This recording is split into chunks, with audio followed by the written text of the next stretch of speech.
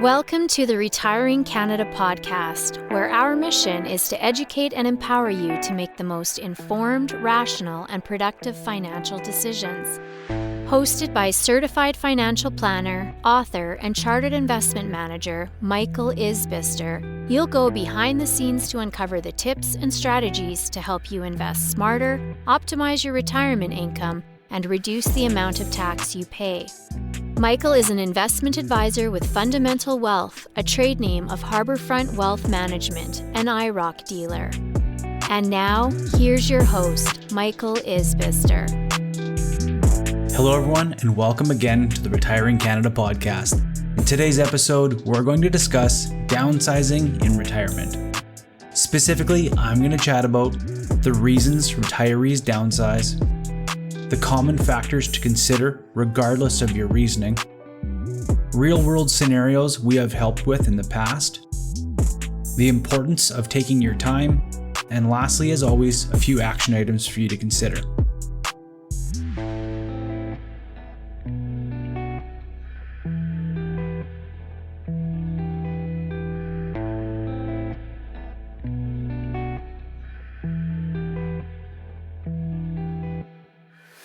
Now, when I say downsizing in retirement, I'm referring to downsizing your home.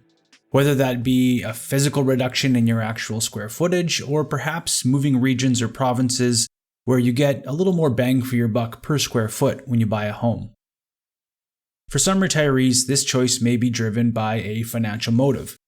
Selling a home can free up equity and value that can be directed to creating a retirement income, while others think of downsizing as a way to simplify their lives, declutter and get rid of old stuff, move closer to family, or perhaps reduce the physical burden of maintenance and upkeep of a traditional detached family home.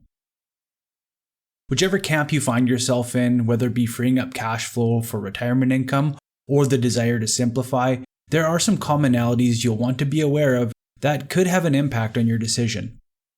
Furthermore, you should have an investment game plan in place if your move ends up freeing up cash to invest into your retirement nest egg. So the first common consideration is tax. Now, for most people listening, you likely won't need to worry about tax considerations when selling your home. In Canada, we have the ability to take advantage of the primary residence exemption, which simply put means you don't have to pay tax when you sell your home. However, for those of you who own a vacation home or cottage, you'll want to take extra care when it comes time to selling and claiming this exemption. If you own multiple properties, you may have the ability to claim the primary residence exemption against one of these properties, assuming they both qualify. In short, you may be able to choose which property will be the most tax advantageous to declare as your primary. I recently had a client in this exact scenario. He and his wife own a modest home they purchased for around $100,000 in the 80s, now worth over $400,000 today. In the 90s, they purchased a cottage property for around $150,000, did some upgrades over time, and today that cottage is valued a little over $1 million. Now, a lot of this growth of the cottage property is due to the growth we've seen in real estate experience across Canada, in addition to the very desirable location of their cottage. Now, based on their purchase prices and adjusted cost bases, it makes more sense for them to claim their cottage as their primary residence to help shelter that massive growth from tax. Now, there is quite a bit of nuance that goes into this decision, including the dates both properties were purchased and years of overlap, understanding if the property was rented during this time, does it still qualify, and more. Now, after getting these clients well equipped to make a decision, I still suggested they meet with their tax accountant to ensure all their ducks were in a row and that they filed correctly. And I suggest you do the same as well if you find yourself in this scenario. Next consideration when it comes to downsizing is cost. Between real estate, legal, land transfer costs, and other closing costs, there could be a substantial bill coming your way when you finally ink the deal. It will be crucial to know what these costs will be and how they impact the decisions you make next. Over and above the closing costs, there may be moving or storage costs that could put further strain on what's left over. In the case where you still carry a small amount of mortgage debt on a property, be sure to know the nuances and potential penalties of paying off that liability early. Next, as we start to look past the numbers, you have to consider what is the right size for you. Will you be hosting guests?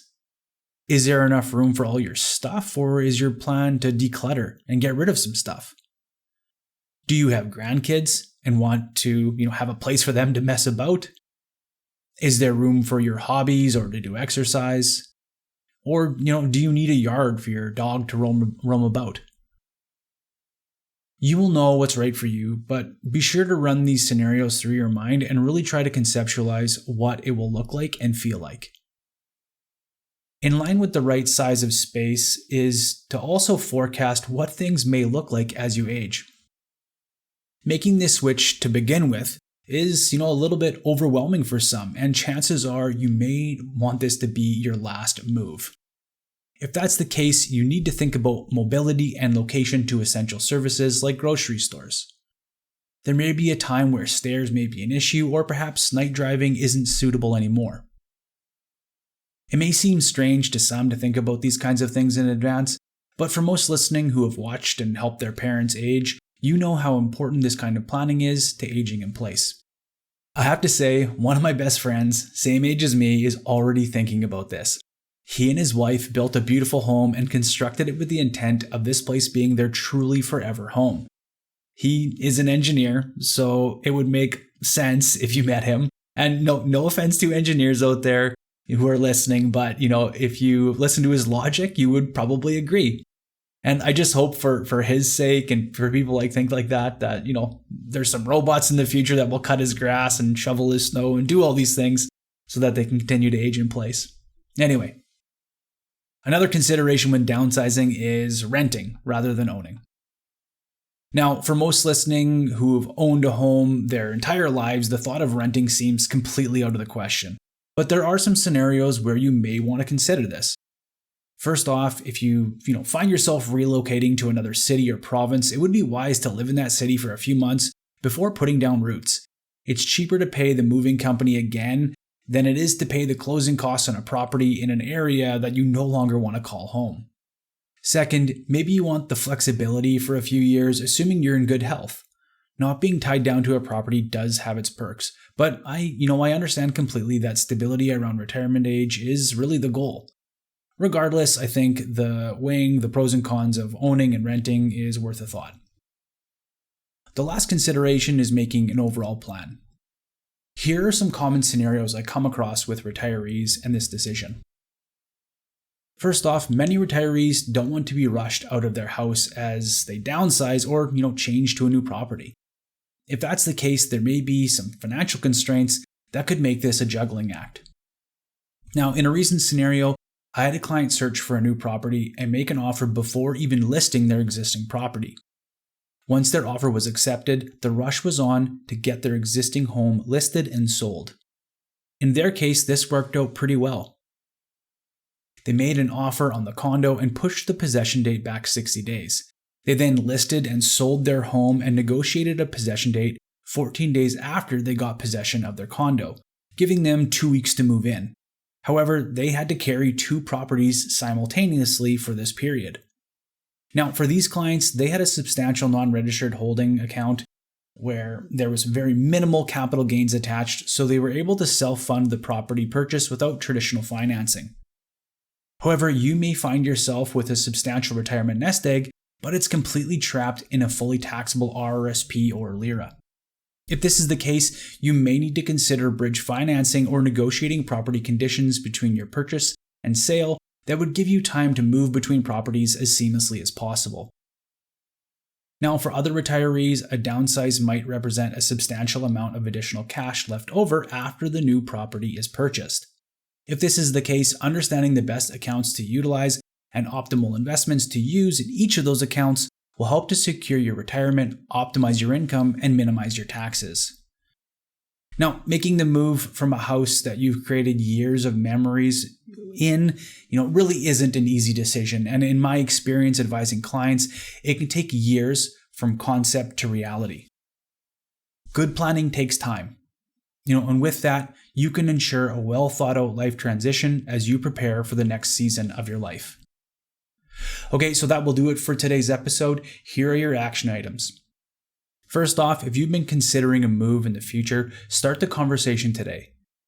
Start off by making a pros and cons list, a really great first step to any financial decision.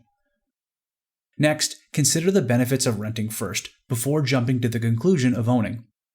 Oftentimes, there is a strong financial case to renting over owning. However, with all retirement planning decisions, emotions come into play and are very real. For some, uncertainty of renting alone is enough to kibosh that as an option. Lastly, if you own a vacation property, be sure to do your due diligence. Reach out to a planner like myself and a tax accountant to help determine the best way to utilize your primary residence exemption. Okay, so that will do it for today's episode. Make sure you're adding us to all your socials, LinkedIn, Facebook.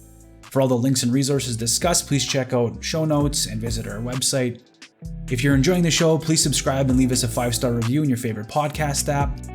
Obviously, please be sure to sign up for that weekly Retiring Canada newsletter if you haven't already. And hey, when it comes to your retirement, don't take chances. Make a plan so you can retire with confidence.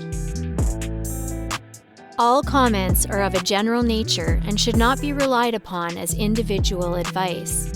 The views and opinions expressed in this commentary may not necessarily reflect those of Harbourfront Wealth Management. While every attempt is made to ensure accuracy, facts and figures are not guaranteed.